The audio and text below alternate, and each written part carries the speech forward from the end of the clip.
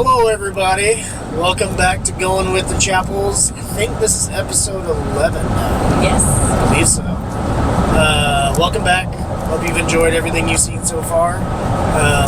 Right off the bat, if you enjoy this video, hit that like and subscribe button below. We always like to have more followers, more people watching our silly stuff and fun stuff and good stuff and all that fun stuff. So, well, today, Sarah and I have a very, very special guest joining us for our podcast.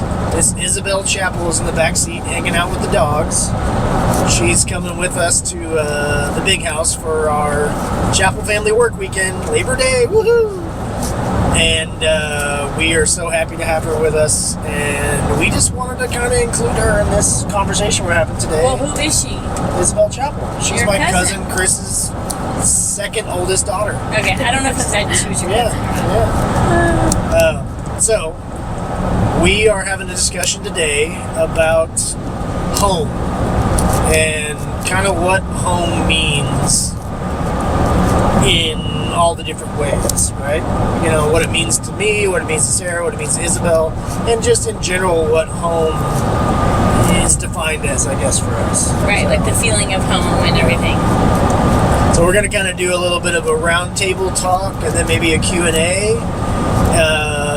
And then, you know, just kind of go from there. So, Do you want to go first? What does home mean to you? Actually, I'm going to let Sarah go first. What? Yeah, she gets to start. I do the intros. She gets to start. Okay. So Sarah gets to go first. Honey, what does home mean to you? First and foremost, I think home means people to me, like family.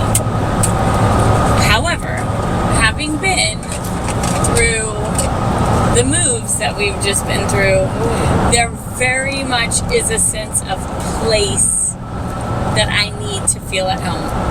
And with the move and everything, I'm already starting to feel really settled, and that has surprised me because I was so sad to leave our old home, even though I was excited about what we were going to create in the future. It was really hard to leave home and to sell our home, and this happened to me twice. You know, when I leave a home that I love and I'm sad to leave it, I never know until I get to the next home that I'm going to love this new home more than I love my old home. So there is a sense of place that I need to feel at home. I'm just now feeling at home in our new house, and I think I even love it more than our old house.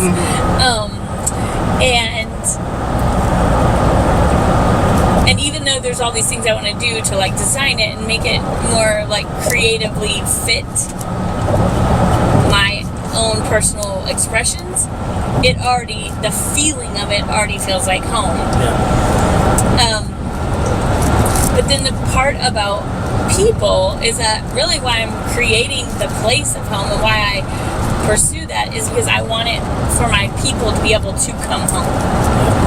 And to visit, right? Right. See, Right. Not just your people, but like family and friends. Right, so I want connection. And really home, like growing up, for me, home was feeling safe and eating around the table.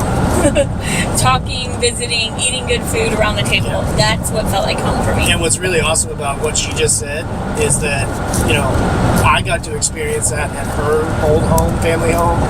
Other friends of ours got to experience that. And that is like one of the things that we bring up. And we will tell her mom and stuff like that. Like, it was really awesome that you welcomed us into your home to have dinner with your family multiple times. I think when we were dating in high school, I came over to your house and had dinner like 4 or 5 times a week. Oh yeah, well we ate dinner every night. As a family. Yeah, we had a warm home and we had lively conversations, we laughed, we discussed, we brainstormed business ideas, we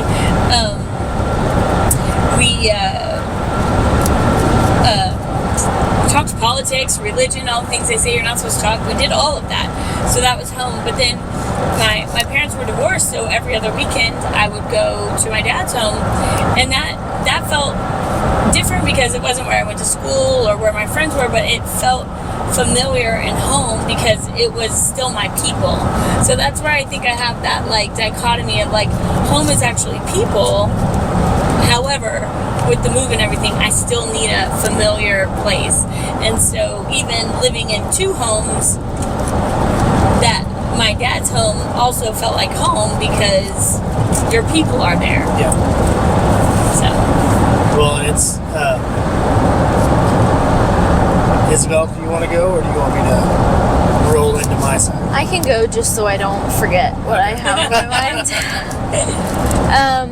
I very much agree with home being people, but also that sense of place. I feel like many things in this world and in this life, there's a duality there to that, because I'm in college.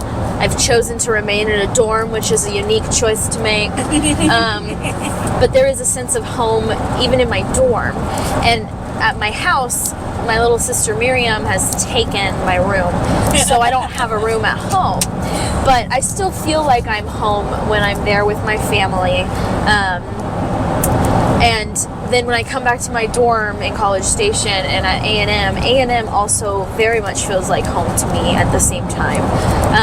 But two words that really came to mind were familiarity and safe place. Because it was very interesting. I'd only been at school for a few months when my grandpa passed away, and I wasn't able to come home, and I really, really wanted to come back to San Antonio and be with my family. But I couldn't for the time being. I needed to wait a few days, and my boyfriend, who was the only person at A&M that I knew, I went to go see him, and it just very much felt like home. Yeah. When I had barely been at A&M and I did not feel that sense of home at A&M yet, just going to see him and get a hug from him during such a sad time, it was that safe place and that familiarity. And I was like, okay, there's a little piece of home when I can't actually go home to be with my family. Yes. So that example kind of came to mind, with familiarity and safe place being a big part of that. I totally, I think that is awesome. And I can relate, because when we were, moving out of the apartment because the crazy neighbor, and then living with Jay's mom, not knowing where we were going to live, I went and visited my sister in Austin. And I just was feeling so lonely and lost and misplaced. But when I got there, she was familiar. And that felt like home. And then she had like chocolates and flowers. Yeah, she and like curated your visit. Yeah, she totally curated my visit. And so like she knows me, and I'm like terrible at that. Like I don't even know how my kids like their sandwiches and stuff. I'm like, one of you wants, or that one of her kids doesn't even want sandwiches. Yeah, exactly. That's why. I'm like, who likes the ham? Who likes the mustard? Yeah. Oh, wait, you don't even like sandwiches? I'm so lost. So, like, love you, Zoe. Just that I'm not good about those kind of details about people. I can remember your stories and all that kind of stuff, but like I'm just not good at curating that like specifically for people. It's a place I could definitely grow. But like she had totally like she knew all these pieces and these details about me, and she's familiar, and we hadn't seen each other in a while, and like that felt like home. Yeah. And so I can totally piggyback on what you said there. Yeah. And I'll say, like, same with both of you guys. Home, the old cliche of home is where the heart is, right? Like, when I was your age, Isabel, being a bachelor for 13 years in Austin, I lived in 11 different places. And, out of 13 years, 11 different places, that's a lot of moving to do. And each one of those was a place that I put my head down, but it was never a home. I always had my mom's house to go back to, or my dad's house to go back to, or, my parents' house. But that was what was more familiar for me. My friends, if they ever watch this, will give me so much crap, and they always did back then, because I literally went home like twice a month. Yeah. I was going back to Houston, even when I was just living in Austin. They were like, why do you go home all the time? I'm like, because it's home. I've got my mom and dad are there, my sister, my brother-in-law, my new nephew. Like that was what was familiar for me. That was what felt safe and warm and okay. And I don't get me wrong, I love you guys. Enjoyed all my roommates, great time, but that wasn't home for me, right? Home was where my heart was, and that was where my parents were, and my nephew, and my sister, and family, and that felt familiar for me. And then as we started dating, getting more in a relationship, then we got married, it really felt so awesome and welcoming to then become part of your home, right? Like, you and the girls brought me into this fold of the family in a way that, I never thought I would experience. And then, I got to move into your house and make it my house, right? Help you to grow it into being our home, right? And put my own touch on it and help do my repairs and do the things that I wanted to do to take care of it, because it became my home and it was important to me. And then, not too much. Yeah, exactly. You can't have that much room. Whoa. Cowboy sign goes in the garage. Yeah, that goes outside. Yeah. Oh, I love your quilts. Yes. But only for 6 months. Yeah. So, that was you negotiating. Yeah, well, either way. Yeah. Come on, Cowboys, win the Super Bowl. But that was a really awesome experience for me, because it kind of grounded me in a lot of ways. It gave me roots. It gave me a place where I could put down my own roots and be still. And when we decided to sell the house and, uproot, so to speak, like, that was unfamiliar, right? We didn't know what we were doing, right? It was like, oh, okay, apartment. Oh, apartment sucks. Oh, crap. Mom, oh, okay, well, we're here. Like, what do we do, And when we were able to finally find our home that we're in now, I think we both really appreciate not just the home, but the journey to get to the home, right? Yeah. Like, that journey hindsight. Yeah, exactly. Hindsight's 2020. If you've watched the past 10 videos, you'll understand what I'm talking about. Yeah. Like, hindsight is 2020. We went through some roller coasters, but we are where we are, and we're very happy about it. And yes, there are stresses that comes from owning a home, but that's a good thing, right? That's like a feeling we get to have now. And I think last weekend was great, talking about community and having, family and people to come and see. We had a bunch of family over last Saturday, and I think we were both glowing all day long. And it was fun to feel how the flow of the house, where people gather, and it was fun.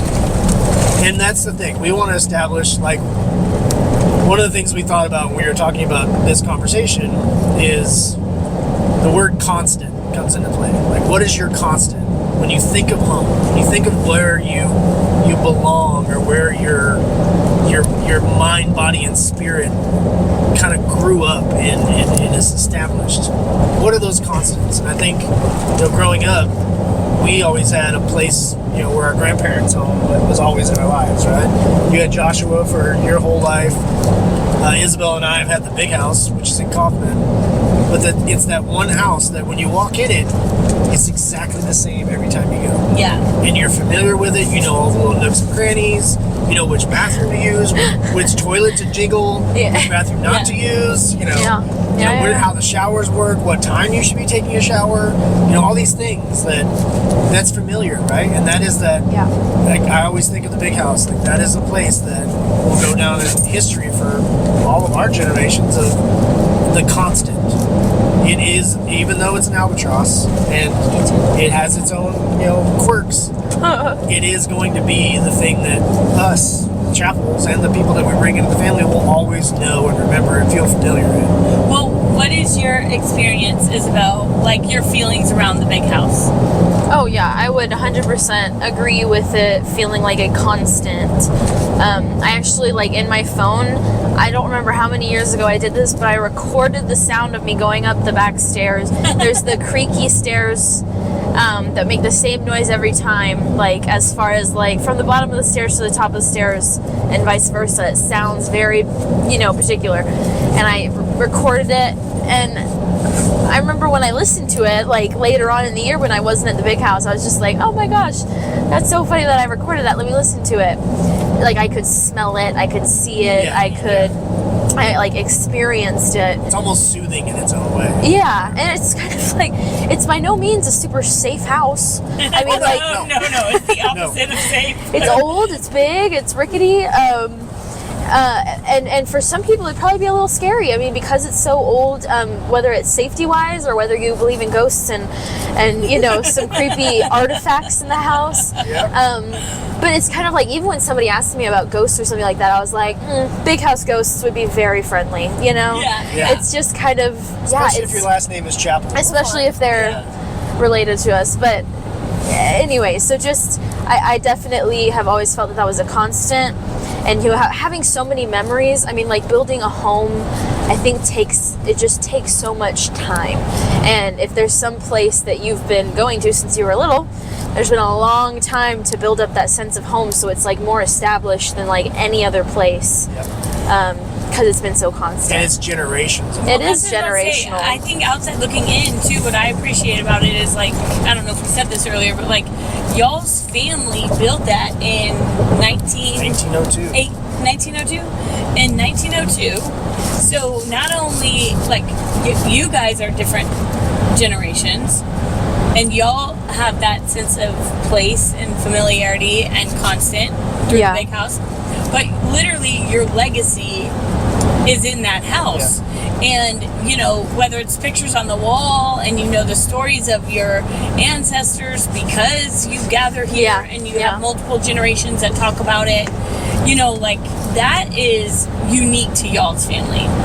And because like we have it, but for, you know, probably 3 generations that we had Joshua, right? But you guys have this, like, that is this continuous story since 1900s. And then it is funny to me though, because like when you come in as an outsider, like I remember when you and I first got married, I remember being like, I'm so glad we do not have children, like babies, to raise in this house. Like the open flame furnace, the 3 different staircases, like to bring a toddler or an infant there. They learn. Oh my gosh! You only touch it once.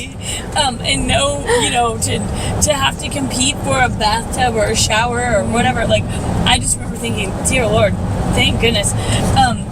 But y'all, when y'all pull up, y'all are like, y'all pull up to the Taj Mahal, like y'all have little kid lights in your eyes, and it's the big house, you know. So it's in you. It's magical in its own way, right? It is. As little kids, we all got to grow up having Christmas morning and waiting until 6:30 or 6 or whatever our parents said the night before to run down those stairs into the front room and see all the stuff set up like that Santa brought. It's just, and then having that experience and then doing it for the next generation and having the experience that our parents had. That is that constant. Like the big house has not changed. It's the same magical thing for the next generation and then the next generation and the next generation. Well, and I totally can see that in all of you that grow up there. Like for me, I'm like a little anxious when we go to the big house because I'm like, my allergies are going to be so bad.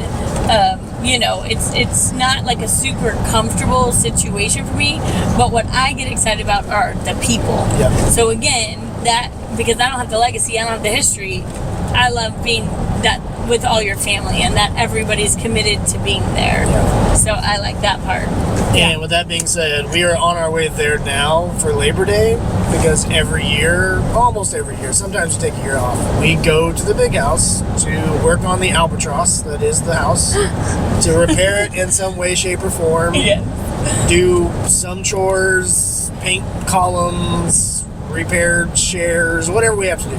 But we do that every year, once a year, to keep up with the house, but also for the fellowship that is the family, right?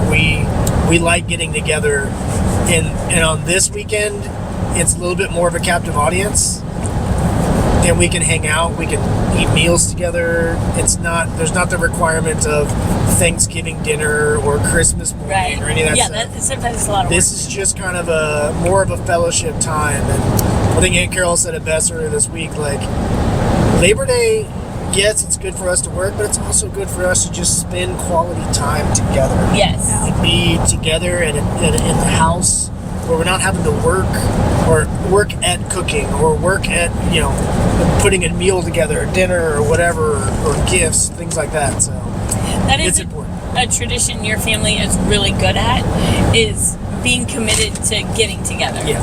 Y'all And I are think we really carry good at that torch. Like, we all want to do that more often. And that being said, I will be taking you on a quick tour this afternoon. I'll get some video of the big house so everyone can see it. So you can kind of get an idea of what we're talking about, how the magic of what the house is. But yeah.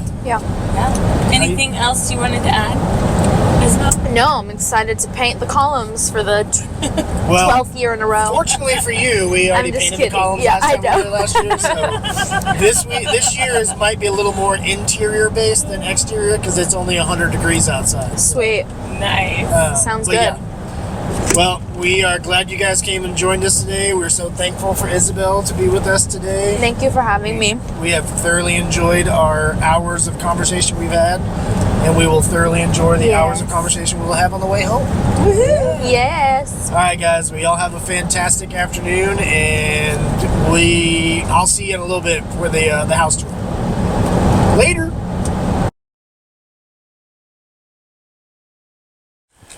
All right, here's the quick tour of the big house. Here we are on South Houston Street, and I'll show you the majesty that is the big house. This is the home that my great-great-great-grandfather built, that we have been taking care of for many years, over 100 now. And it's where we come for Christmas and Thanksgiving and Labor Day and all that fun stuff. So we're going to cut off and I'll take you inside.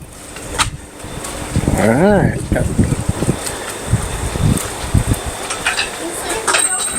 All right, here we go. Coming in the back door. She's an old beauty. Lots of work being done on her.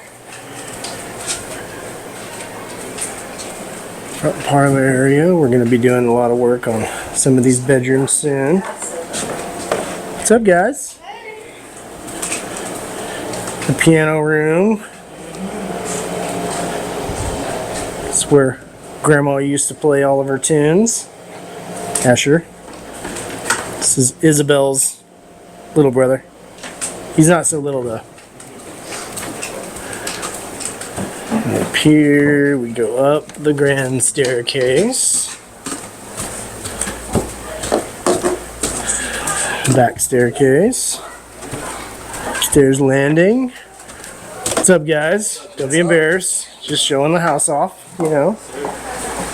1 bedrooms, 2 bedrooms, 3 bedrooms, 4 bedrooms, all this fun stuff. So we got back staircase here, more bedrooms. More bedrooms. Won't go in all of them, but fun. We'll run back downstairs.